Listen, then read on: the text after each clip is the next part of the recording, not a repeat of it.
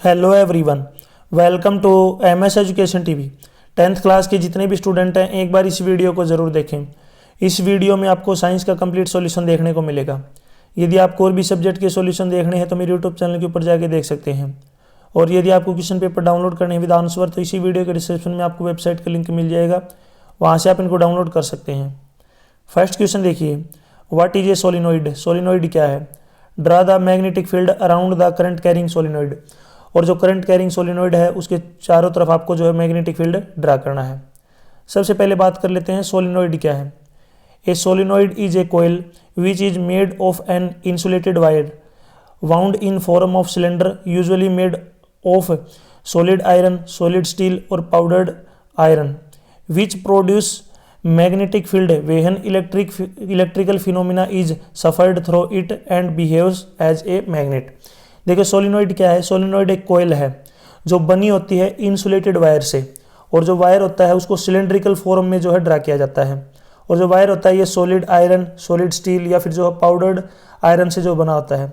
जब इसके अंदर जो है इलेक्ट्रिक यानी कि बिजली पास करते हैं, ये जो है मैग्नेट की तरह बिहेव करती है, और इसी की वजह से जो है इसमें जो है मैग्नेटिक फील्ड लाइन जो है ड्रा होती है। नीचे यहाँ पे आप देख सकते हैं इस तरीके से जो है वायर है, इसको इस तरीके से वाउंड किया जाता है। और ये इंसुलेटेड जो है वायर होती है, इंसुलेट का मतलब होता है इसके चारों तरफ जो है कोटिंग की जाती है। नीचे यहाँ पे आप देखेंगे तो यहाँ पे जो है बैटरी जो है सेल लगाया गया है, इसमें जो पॉजिटिव और नेगेटिव टर्मिनल से जो है जोड़ा गया है। तो यहाँ पे आप देख रहे हैं इसके अंदर से करंट जो है पास हो रहा है। जैसे ही कोयल के अंदर से करंट पास करते हैं तो इसमें यहाँ पे आपको जो ये दिख रही है अलग से कलर में, ये जो है क्या है, मैग्नेटिक फील्ड लाइन्स है। इस तरीके से जो है मैग्नेटिक जो है फील्ड जो है प्रोड्यूस होता है, और ये जो है मैग्नेटिक की तरह जो है बिहेव करती है। ठीक है, इसी को बोलते हैं सोलिनॉइड। नेक्स्ट क्वेश्चन है, write the Fleming's right hand rule. Fleming का जो है राइट हैंड रूल है उसको आपको जो है डिफाइन करना है। देखिए Fleming's right hand rule states that if we arrange our thumb, fore finger and middle finger of the right hand perpendicular to each other then thumb points towards the direction of motion of conductor relatives to the magnetic field and the four fingers point towards the direction of the magnetic field and the middle finger points towards the direction of the induced current। यानी कि जो आपका right hand है जिसको हम 16 हाथ बोलते हैं, यदि आप उसके जो थंब को और जो है आपके जो उंगलियां हैं बाकी को, उनको अगर एक दूसरे के साथ परपेंडिकुलरली ड्रा करते हैं तो जो आपका फिंगर होता है, ये जो थंब होता है, जो अंगूठा होता है, ये रिप्रेजेंट करेगा मोशन को या फिर थ्रस्ट को। नेक्स्ट जो है इसे नेक्स्ट जो उंगली है ये रिप्रेजेंट करेगी मैग्नेटिक फील्ड को, और उससे जो नेक्स्ट ये वाली उंगली है ये रिप्रेजेंट करेगी करंट को। इसी को बोलते हैं जो है Fleming's right hand rule. Next question है, explain principle and working of an electric motor by the drawing a labelled diagram. आपको जो है जो आपकी इलेक्ट्रिक मोटर है उसमें आपका जो लेबल डायग्राम बनाना है, उसकी आपको वर्किंग लिखनी है और उसका प्रिंसिपल लिखना है। ठीक है, सबसे पहले बात कर लेते हैं जो मोटर है, इलेक्ट्रिक मोटर किस बेस पे काम करती है, तो इसका प्रिंसिपल क्या है। N electric motor is rotating device which converts electrical energy into mechanical energy. तो जो इलेक्ट्रिकल मोटर होती है क्या काम करती है, ये इलेक्ट्रिकल एनर्जी को जो है मैकेनिकल एनर्जी में कन्वर्ट करती है। आपके घरों में बहुत सारी मोटर आपने देखी होंगी, जैसे पानी वाली मोटर है, ये इलेक्ट्रिक एनर्जी को किस में कन्वर्ट करती है, मैकेनिकल एनर्जी में। ठीक है, इसी प्रकार चाकी की मोटर हो गई ये वाली। वर्किंग की बात करते हैं तो देखिए पहले मैं आपको इसका डायग्राम दिखाता हूँ, एक बार ध्यान से समझ लीजिए। यहाँ पे देखिए दो मैग्नेट लगाई गई है, नॉर्थ और साउथ। नीचे यहाँ पे देखिए आर्म जो है आर्मेचर लगाया गया है। नीचे यहाँ पे देखिए करंट पास किया गया है, ये की लगाई गई है, एक्सल है, ब्रूस के नाम दिए गए हैं एक्स और वाई, आप याद रख लेना। फिर यहाँ पे पॉइंट है ए, फिर बी, सी और डी। ये जो है स्प्लिट रिंग है जिसका नाम है पी और क्यू। एक बार यहाँ पे ध्यान से इसका जो है लेबल डायग्राम इसको ध्यान से देख लीजिए, फिर ऊपर जो वर्किंग के बारे में इसके डिस्कस करेंगे। वर्किंग देख लीजिए। देखिए वर्किंग क्या है, current in the coil A B C D, जो कोयल है उसके अंदर A B C D current, जो कोयल के अंदर जो है करंट पास करते हैं। From the source battery through the conducting brush X and flow back to the battery through the brush Y. इसके अंदर जब करंट पास करते हैं तो जो ब्रूस है एक्स से होते हुए जाता है और वाई से होते हुए वापिस आता है। Notice that the current in the arm A B of the coil follows from A to B, और जो करंट है वो ए से बी में जाएगा। In the arm C D it flow from C to D, और इसमें जो है सी से डी में जाएगा। Opposite to the direction of current through arm A B on applying Fleming's left hand rule for the direction of force on current carrying conductor in a magnetic field. इसके अंदर जो है A B के अंदर जो है हमें Fleming's left hand rule लगेगा। Find the force acting on the arm pushes it downward while the force acting on arm C D pushes upward. यानी कि जो ए बी है इसके ऊपर जो फोर्स काम करेगा वो इसको डाउनवर्ड कर देगा और जो सी डी है ये इसको पुश करेगा अपवर्ड ऊपर की तरफ। Thus the coil and the axle O mounted free to turn around an axis rotate anti-clockwise at half rotation। ये जो एंटी क्लॉकवाइज में जो है घूमेगी हाफ रोटेशन में। Q makes contact with the Bruce X and P with Bruce Y। यानी कि जो Q है वो X के साथ कॉन्टैक्ट में रहेगा और जो P है वो Y के साथ रहेगा। Therefore the current in the coil gets reversed, इसलिए जो करंट है वो रिवर्स हो जाएगा and flow around the path DCBA, और जो करंट है वो DCB में फॉलो करने लग जाएगा। The reversal of the current also reverse the direction of the force acting on the two arms AB and CD। जैसे ही जो करंट रिवर्स हो जाएगा तो इसके ऊपर जो फोर्स एक्ट करेगा वो भी रिवर्स हो जाएगा। Thus the arm AB of the coil that was earlier pushed down it now pushed up and the arm CD previously pushed up is pushed down। There is a continuous rotation of the coil and to the axle। और इसी प्रकार जो है rotate घूमता रहेगा जो है ये बार बार। तो यहाँ पे जो इसका लेबल डायग्राम देख सकते हैं इलेक्ट्रिक मोटर का। नेक्स्ट है why are coils of electric toasters and electric irons made up of an alloy rather than pure metal. यानी कि जो इलेक्ट्रिक जो है कोयल होती हैं टोस्टर और इलेक्ट्रिक आयरन जो होती हैं उसके अंदर ये रेदर की क्यों जो है अलॉय की क्यों यूज की जाती हैं, प्योर मेटल की क्यों यूज नहीं की जाती। यानी कि अलॉय की यूज करते हैं, प्योर जो है मेटल उसकी यूज नहीं करते हैं। तो उसका कारण क्या देखिए, coil of electric toasters and electric irons made of an alloys rather than a pure metal because the resistivity of the alloy higher than the pure metal. देखिए इसके अंदर इसलिए यूज करते हैं अलॉय को क्योंकि जो अलॉय की रेसिस्टिविटी वो ज़्यादा होती है किससे, प्योर मेटल से। नेक्स्ट है at high temperature the alloys don't melt easily, alloys are harder than the pure metal. और जब ज़्यादा टेम्परेचर होता है तो उसके ऊपर जो है अलॉय मेल्ट नहीं होता, ठीक है, ईजिली। बहुत ज़्यादा जो है टेम्परेचर के ऊपर जो है अलॉय मेल्ट नहीं होता है, ठीक है, ईजिली। और साथ ही साथ जो अलॉय हैं वो हार्डर होते हैं किससे, प्योर मेटल से। इसलिए जो है अलॉय को यूज़ किया जाता है प्योर मेटल की जगह। नेक्स्ट है what is the difference between convex mirror and concave mirror. Convex mirror क्या होते हैं और कनकेव मिरर क्या होते हैं। सबसे पहले बात कर लेते हैं, यहाँ पे देखिए कन्वेक्स मिरर क्या है। The outer surface of spherical mirror is reflecting. यानी कि जो मिरर होता है उसका अगर जो है आउटर सरफेस यदि क्या हो यहाँ पे रिफ्लेक्टिंग हो इन the form of virtual and erect image, the image of formed is always smaller than the actual size, it's focus point lies in behind it's reflecting surface.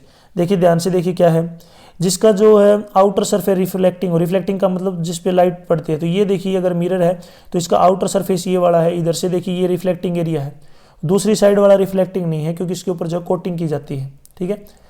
Next इसमें बताया गया कि इसमें जो इमेज बनती है वो वर्चुअल बनती है, आभासी बनती है। इरेक्ट का मतलब सीधी बनती है, ठीक है।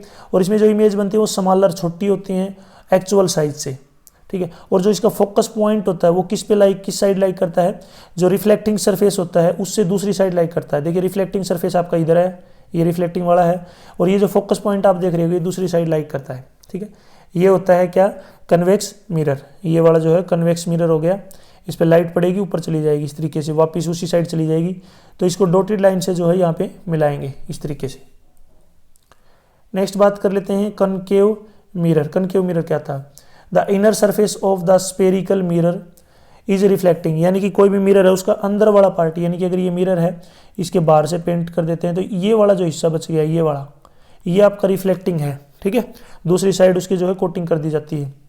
It form a real inverted image. ये जो है रियल वास्तविक इमेज बनाती है, और इन्वर्ट का मतलब होता है उल्टी बनाती है। And also virtual and erect, जबकि साथ ही साथ ये जो है वर्चुअल आभासी भी बनाती है और इरेक्ट का मतलब सीधी भी बनाती है। तो दोनों टाइप की इमेज बनती है इसके अंदर। The image formed can be larger और smaller than the actual size. और इसमें जो ये इमेज बनती है ये लार्जर भी हो सकती है और स्मॉलर भी हो सकती है, दोनों हो सकती हैं। It's focus point lies at the front of its reflecting surface. और इसका जो फोकस पॉइंट है वो रिफ्लेक्टिंग सरफेस के सामने ही होता है, फ्रंट। आप ध्यान से देखिए, इस तरीके से जो आपको ये दिख रहा होगा मिरर आपका ये, इसमें ये वाला जो हिस्सा है इस पे कोटिंग की गई है, यानी कि इसके ऊपर जो है कुछ पेंट वगैरह लगाया गया है। तो इधर वाला जो हिस्सा आपको बच रहा होगा ये वाला, इधर ये जो रिफ्लेक्टिंग जो है सरफेस है, तो इधर से जो है लाइट टकराएगी तो उसी साइड में चली जाएगी, इस तरीके से इधर टकराएगी तो इस तरीके से एक पॉइंट के ऊपर मिलेंगे। ठीक है, ये जो बीच की लाइन होती है इसका नाम होता है प्रिंसिपल एक्सिस, और यहाँ पे जो लाइनें मिलती है तो उसको बोलते हैं फोकस। ठीक है, तो इसमें जो इमेज बनती है वो रियल भी हो सकती है, इनवर्ट भी हो सकती है, यानी कि वास्तविक और उल्टी होगी, या फिर जो है वर्चुअल और इरेक्ट, आभासी और सीधी हो सकती है। ठीक है, और इसमें जो इमेज होती है वो छोटी, लार्जर और स्मॉलर दोनों हो सकती है, कौन सी भी बन सकती है। और इसका जो फोकस पॉइंट होगा ये उसी साइड होगा जिस साइड रिफ्लेक्टिंग सरफेस दिया गया है। नेक्स्ट क्वेश्चन की तरफ चलते हैं। नाइट्रोजन जिसका एटॉमिक नंबर 7 है और फोर्स जिसका एटॉमिक नंबर 15 है, दोनों जो है ग्रुप 15 से बिलोंग करते हैं पीरियोडिक टेबल में। Write the electronic configuration of the two element, इन दोनों की जो आपको इलेक्ट्रॉनिक कॉन्फ़िगरेशन लिखनी है।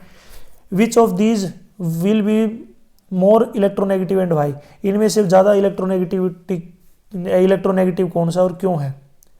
सबसे पहले बात कर लेते हैं, देखिए इलेक्ट्रॉनिक कॉन्फ़िगरेशन ऑफ नाइट्रोजन जिसका एटॉमिक नंबर 7 है, इसकी इलेक्ट्रॉनिक कॉन्फ़िगरेशन होती है 2,5 एंड फोर्स जिसका एटॉमिक नंबर 15 है, इसकी इलेक्ट्रॉनिक कॉन्फ़िगरेशन होती है 2,8,5। ये पहले वाले क्वेश्चन का आंसर हो गया, इनकी इलेक्ट्रॉनिक कॉन्फ़िगरेशन बतानी है। नाइट्रोजन की 2,5, फॉस्फोरस की 2,8,5। नेक्स्ट है nitrogen is more electronegative than phosphorus, nitrogen जो है फॉस्फोरस से ज़्यादा इलेक्ट्रोनेगेटिव है, क्यों है उसका कारण देखिए। फ्रॉम टॉप टू बॉटम, यदि हम टॉप से ऊपर से बॉटम की तरफ जाते हैं, द इलेक्ट्रोनेगेटिविटी डिक्रीज, यानी कि अगर हम ऊपर से नीचे की तरफ जाते हैं तो इलेक्ट्रोनेगेटिविटी है जो वो डिक्रीज होती जाती है। This is because the number of shell increase down a group and thus there is a increase distance between the valence electron and the nucleus और ए ग्रेटर एटॉमिक नंबर, यानी कि यदि हम ऊपर से नीचे की तरफ जाएंगे तो जो सेल है वो इंक्रीज हो जाएंगी, और जो आपका न्यूक्लियस है और जो बाहर के जो सरफेस है, यानी कि जो डिस्टेंस जो है वैलेंस इलेक्ट्रॉन के बीच और न्यूक्लियस के बीच में वो बढ़ जाएगी। ठीक है, इसकी वजह से जो है एटॉमिक रेडियस क्या हो जाएगी, इंक्रीज हो जाएगी, क्योंकि अगर नीचे की तरफ जाएंगे साइज बढ़ेगा तो ये डिस्टेंस है न्यूक्लियस की यहाँ पे वैलेंस इलेक्ट्रॉन से ये ज़्यादा हो जाएगी, तो ग्रेटर जो है एटॉमिक रेडियस हो जाएगी। Nitrogen has a smaller atomic radius, जबकि जो नाइट्रोजन है इसकी एटॉमिक रेडियस जो है कम है, छोटी है। देन द फॉस्फोरस, जबकि फॉस्फोरस की क्या है, ज़्यादा है थोड़ी सी, यानी कि इसके इलेक्ट्रॉन थोड़े से दूर हैं। The attraction of the nucleus towards the incoming electrons is more than the phosphorus, therefore the nitrogen accept electrons more easily. इसलिए जो है नाइट्रोजन के अंदर जो है न्यूक्लियस और जो इसका वैलेंस इलेक्ट्रॉन है वो नज़दीक होते हैं, जबकि फॉस्फोरस में दूर दूर होते हैं। इसलिए जो नाइट्रोजन में इलेक्ट्रॉन जल्दी से जो है क्या कर लेते हैं, इनको जो है खींच लेता है अपने तरफ, अट्रैक्ट कर देता है।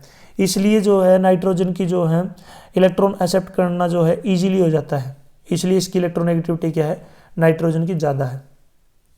नेक्स्ट है how does atomic size very in the period. ठीक है, यानी कि जो पीरियोडिक टेबल होता है इसमें जो है एटॉमिक साइज जो है पीरियड्स में कैसे डिपेंड करता है। ठीक है, ग्रुप और पीरियड्स दो टाइप के होते हैं।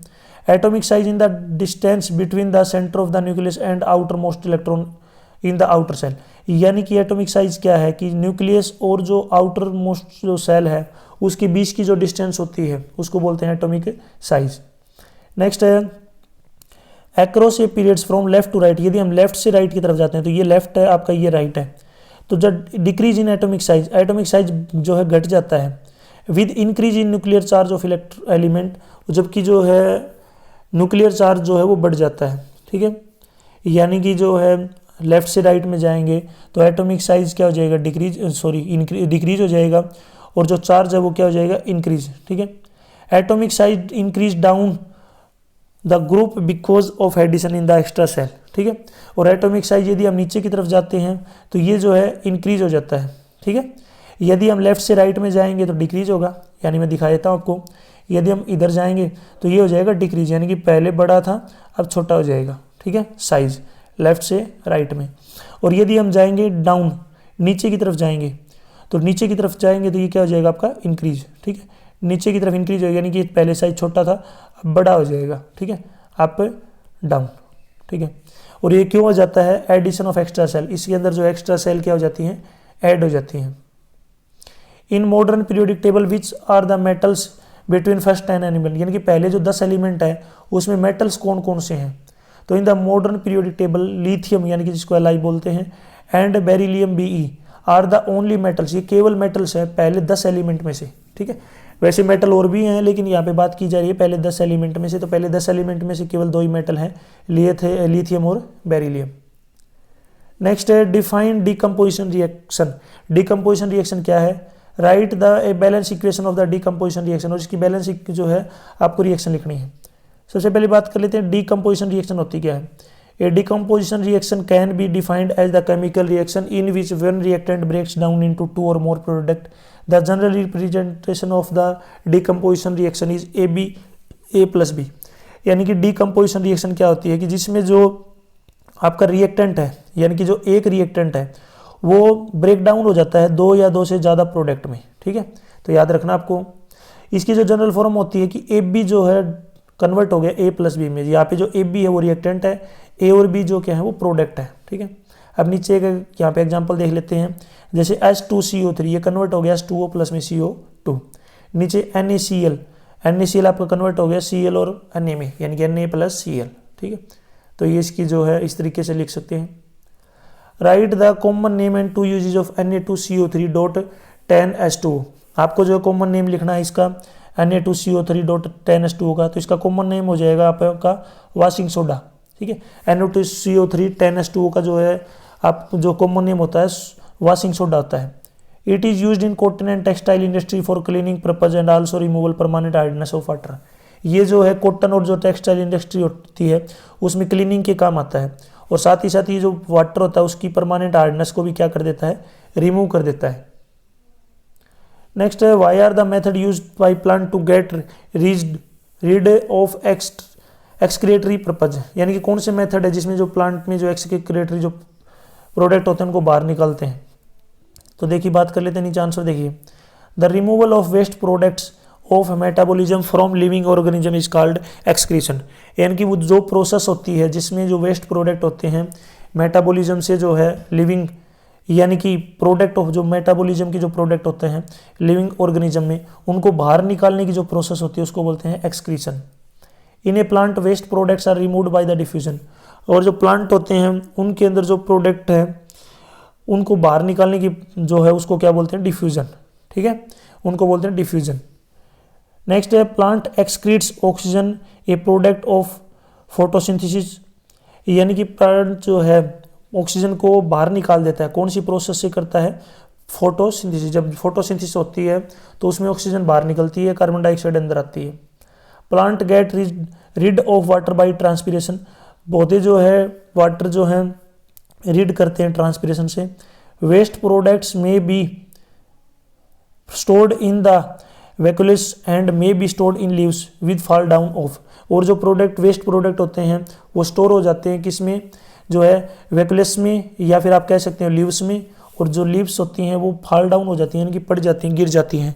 तो इसकी सहायता से जो है जब पत्तियाँ गिरती हैं तो वेस्ट जो प्रोडक्ट है वो भी उसके साथ निकल जाते हैं, बाहर गिर जाते हैं। Resins and gums are stored in xylem which are harmless to the tree. और जो रिसाइंस है और जो गम्स हैं वो जाइलम में स्टोर रहती हैं, वो हार्मलेस होती हैं ट्री के लिए। When the leaves and bark are shed the wastes are eliminated. जब पत्तियों को या फिर जो है टहनी वगैरह को तोड़ते हैं तो इसी के साथ जो वेस्ट जो है एलिमिनेट हो जाते हैं, निकल जाते हैं। नेक्स्ट है difference between autotrophic and nutrition and heterotrophic nutrition. इनमें डिफरेंस बताना है, क्या डिफरेंस है। सबसे पहले बात कर लेते हैं, देखिए autotrophic nutrition. Autotrophic nutrition is a process where an organism prepares its own food from a simple inorganic materials like water, mineral salts and carbon dioxide in presence of sunlight। यानी कि ऑटोट्रोपिक न्यूट्रिशन क्या होते हैं, तो ये एक process है जिसमें जो ऑर्गेनिज्म होते हैं वो अपना भोजन खुद बनाते हैं। ठीक है, किसकी सहायता से, सिंपल इनऑर्गेनिक मटेरियल्स जैसे कि वाटर, मिनरल साल्ट और carbon dioxide and presence of light, इन सभी की सहायता से जो है ये भोजन अपना खुद बनाते हैं, यानी किसी के ऊपर डिपेंडेंट नहीं रहते ये। दूसरा होता है हेटरोट्रोपिक न्यूट्रिशन। ठीक है, ये क्या होता है, तो देखिए heterotrophic nutrition is the mode of nutrition where the organism is unable to prepare its food hence and depend upon the plants and other organism for nutrition।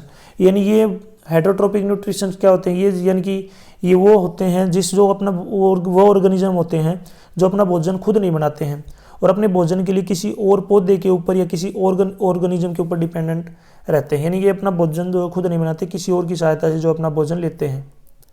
Next, what are the different way in which glucose is oxidize to produce energy in various organism. वो कौन से तरीके हैं, veg हैं, जिसमें जो glucose होता है ऑक्सीडाइज हो जाता है और जो हमें है एनर्जी प्रोवाइड करता है। ठीक है, तो the different way in which the glucose is oxidize to provide energy in various organism. तो डिफरेंट वे होते हैं जिसमें जो ग्लूकोज होता है ऑक्सीडाइज होकर हमें एनर्जी देता है। तो इसमें पहला है एरोबिक रेस्पिरेशन। एरोबिक रेस्पिरेशन क्या होता है, oxygen is present when this form of respiration takes place. Oxygen इसके अंदर प्रेजेंट होती है, ठीक है, जब रेस्पिरेशन होता है। तो gases are exchanged in the form of respiration. Gases जो है इसमें एक्सचेंज हो जाती हैं। It can be found in cytoplasm and the mitochondria. ये कहाँ पे पाया जाता है, साइटोप्लाज्म में और माइटोकॉन्ड्रिया के अंदर पाया जाता है। Glucose break downs into carbon dioxide and water. और जो ग्लूकोज होता है वो टूट जाता है कार्बन डाइऑक्साइड और वाटर में। All higher organisms such as mammals have this type of respiration. जो भी बड़े जो ऑर्गेनिज्म हैं जैसे कि मैमल्स हैं उसमें जो इस टाइप का जो है रेस्पिरेशन होता है। रेस्पिरेशन का मतलब होता है सांस लेना और छोड़ना। नेक्स्ट है एनएरोबिक रेस्पिरेशन। ये क्या होता है, तो oxygen is absent when this form of respiration takes place. इसमें जो ऑक्सीजन एब्सेंट रहती है यानी कि ऑक्सीजन नहीं होती है जब ये रेस्पिरेशन होता है। तो gases are not exchanged in the form of respiration. इसमें जो गैसेज हैं वो एक्सचेंज नहीं होती रेस्पिरेशन फॉर्म में। नेक्स्ट है it can be found only in the cytoplasm. ये केवल साइटोप्लाज्म में पाया जाता है। Glucose break down in ethyl alcohol and carbon dioxide and energy. और इसमें जो ग्लूकोज होता है वो इथाइल अल्कोहल, कार्बन डाइऑक्साइड और एनर्जी में टूट जाता है। Lower organism such as bacteria, yeast use this type. जो छोटे ऑर्गेनिज्म होते हैं बिल्कुल छोटे, बैक्टीरिया और यीस्ट, इसमें इस टाइप का जो है रेस्पिरेशन पाया जाता है। In the other organisms it occurs during the heavy activity. और जो बाकी ऑर्गेनिज्म हैं ये जो बाहरी जो एक्टिविटी होती है उसमें जो है मिलता है, ये ओक्यूर्स होता है। नेक्स्ट है what are the function of performed by the testis in human beings. Human beings के अंदर जो टेस्टिज होते हैं उनके क्या फंक्शन जो परफॉर्म करते हैं, यानी कि क्या काम आते हैं। तो देखिए, formation of sperms and secretion of the hormones testosterones to regulate the formation of sperm and are the responsible for developing secondary sexual characteristics in the boys during puberty. यानी कि टेस्टिज जो होते हैं ये क्या काम करते हैं, ये जो है एक तो स्पर्म्स जो फॉर्मेशन होती है उसमें काम आते हैं, साथ ही साथ जो हार्मोन सिक्रेशन है उसको जो है रेगुलेट करते हैं। जो भी हार्मोन्स जो है सिक्रिएट होते हैं उसको जो है रेगुलेट करने के काम आते हैं। साथ ही साथ ये रिस्पॉन्सिबल होते हैं, किसके लिए रिस्पॉन्सिबल होते हैं, to developing the secondary sexual characteristic in boys. Boy के अंदर जो सेकेंडरी जो सेक्सुअल जो है कैरेक्टरिस्टिक है उनको डेवलप करते हैं, कब, प्यूबर्टी के टाइम। नेक्स्ट है draw the well label diagram of the longitudinal section of flower. Flower का जो है वेल लेबल डायग्राम बनाना है लॉन्गिट्यूडनल सेक्शन में, ठीक है। देखिए, the diagram depicts the cross section of a flower taken along it's longitudinal axis. यानी कि जो डायग्राम दिया गया है ये रिप्रेजेंट करा है यहाँ पे, किस तरीके से दिखाएगा इसको, लॉन्गिट्यूडनल एक्सिस के through. The flower is made up of both male and female reproductive parts. Flower होता है दोनों पार्ट से मिलकर बनता है, मेल एंड फीमेल दोनों से। Hence the name is dioecious, इसको जो है डायोइसियस बोलते हैं। The pistil and carpel is the part of the flower that are responsible for female reproduction. इसके अंदर जो पिस्टल और या फिर जो आप कह सकते हो कार्पल, ये पौधे का एक जो फ्लावर का एक पार्ट होता है जो किसके काम आता है, फीमेल रिप्रोडक्शन के।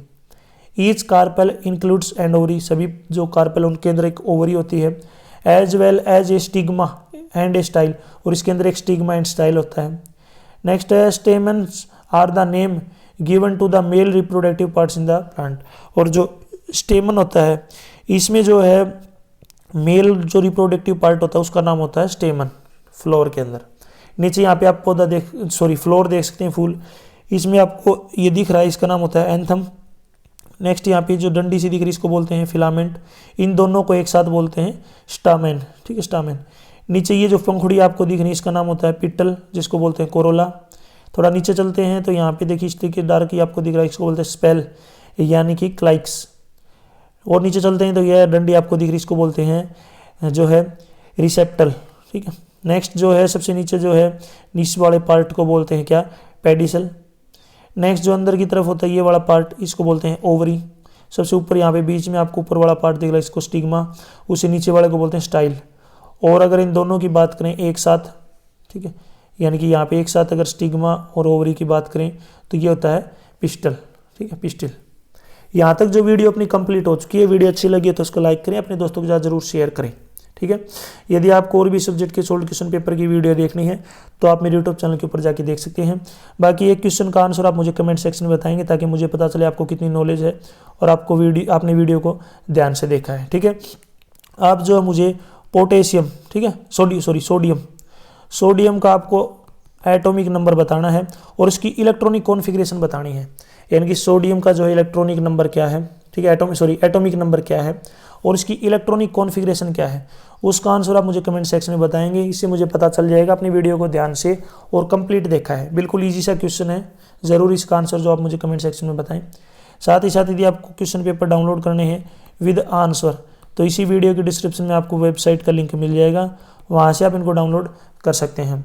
यदि आप मुझे फेसबुक, इंस्टाग्राम और टेलीग्राम पे फॉलो करना चाहते हैं तो उसका लिंक भी आपको इसी वीडियो के डिस्क्रिप्शन में मिल जाएगा, वहाँ से आप मुझे डायरेक्ट फॉलो कर सकते हैं। Thanks for watching.